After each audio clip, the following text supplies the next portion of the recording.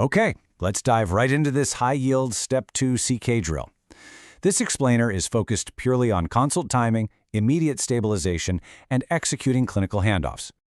The absolute universal rule for the wards and for your exam is this: before you call any consultant, you must first stabilize the airway, breathing, and circulation, correct severe derangements like glucose and oxygenation, and get active bleeding under control. Don't wait for perfect confirmation when a consultant-controlled intervention is time-sensitive, but you absolutely have to prepare a concise handoff first. That handoff must include SBAR, situation, background, assessment, recommendation, along with code status, allergies, anticoagulation, pregnancy status, isolation precautions, and any pending tests. We're going to move swiftly through trauma and surgery, obstetric crises, ICU and cardiology, neurological resuscitation, ophthalmic threats, and we'll finish up with some rapid triage drills. Section 1. Trauma and surgery, abdominal crises. Call surgery now when a blunt trauma patient is hemodynamically unstable with a positive fast scan showing free fluid.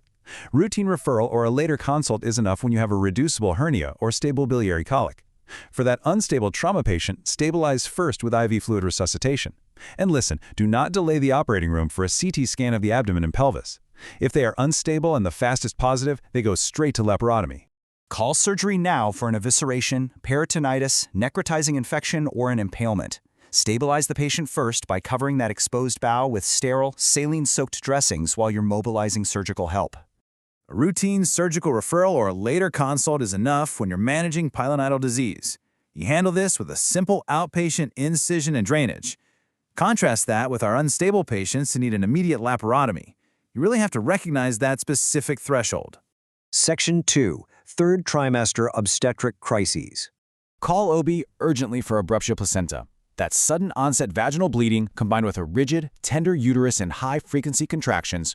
Routine referral is enough for asymptomatic uterine fibroids. Stabilize the mother first with aggressive IV fluid resuscitation and put her in the left lateral decubitus position to optimize venous return before the OB team even arrives. Your handoff must include gestational age, fetal status, bleeding amount, maternal blood pressure, severe features, RH status, and cervical exam status. Call OB now for placenta previa. This presents as painless third trimester bleeding. A routine digital cervical exam is absolutely contraindicated here. It must wait until an ultrasound is performed so we avoid a massive, catastrophic hemorrhage. Section 3. ICU and cardiology. Call the ICU now for profound acidemia with a pH below 7.1, severe hyperkalemia over 6.5, active major bleeding, severe DKA with instability, or impending respiratory failure. Routine referral isn't really a thing here, but intermediate care is sufficient for patients needing frequent neurologic monitoring without an airway threat. Stabilize first. For respiratory failure, start with a short trial of non-invasive positive pressure ventilation, but keep a very low threshold for endotracheal intubation if they fail. Call cardiology now for cardiac tamponade, STEMI, or complete heart block. Routine outpatient follow-up is enough for stable, asymptomatic murmurs. For cardiac tamponade, keep an eye out for Beck's triad: hypotension, jugular venous distension, and muffled heart sounds. Also look for pulsus paradoxus, which is a drop in systolic blood pressure of more than 10 millimeters of mercury during inspiration. You've got to identify electrical alternates on the ECG. Once you spot it in an unstable patient, stabilize their hemodynamics first with intravenous fluids. This boosts right-sided preload, keeping the heart pumping against the pressure in the pericardium. Do this right away while mobilizing help for an emergency ultrasound-guided pericardiocentesis. Section 4. Neurological resuscitation. Call neurosurgery now when a patient shows signs of impending herniation or massively increased intracranial pressure. Stabilize them first. The absolute quickest way to decrease intracranial pressure is to hyperventilate the patient, which drops the PaCO2 and causes cerebral vasoconstriction. Combine that with elevating the head of the bed to increase venous outflow, all before the neurosurgeon even gets there to evaluate.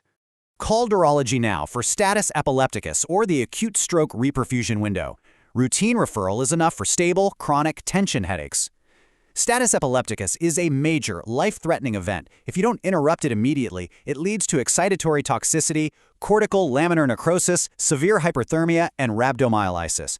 Stabilize the ABCs, give those first-line abortive medications, and get the specialist on board fast. Call neurology now for a thunderclap headache which reaches maximum intensity in under 1 hour. You should heavily suspect a subarachnoid hemorrhage, often from a ruptured saccular aneurysm. Absolutely do not let anything delay the immediate non-contrast CT scan of the head. That scan is your priority while you make the call. Section 5. Ophthalmic threats. A routine outpatient referral or follow-up is enough for a standard traumatic corneal abrasion. But call ophthalmology now if the exam shows an ocular perforation, an irregular pupil, a white corneal infiltrate, or a corneal ulcer. For standard contact lens abrasions, stabilize the eye by providing a topical anti-pseudomonal antibiotic like ciprofloxacin and strictly avoid eye patches because the infection risk is just too high. Call ophthalmology now for a traumatic hyphema. That's a visible layering of blood in the anterior chamber, usually after blunt trauma to the eye. Stabilize the patient first by applying a rigid eye shield, enforcing strict bed rest, and elevating the head of the bed. You need that urgent consult to closely monitor intraocular pressure and prevent optic nerve atrophy. Call ophthalmology now for orbital compartment syndrome.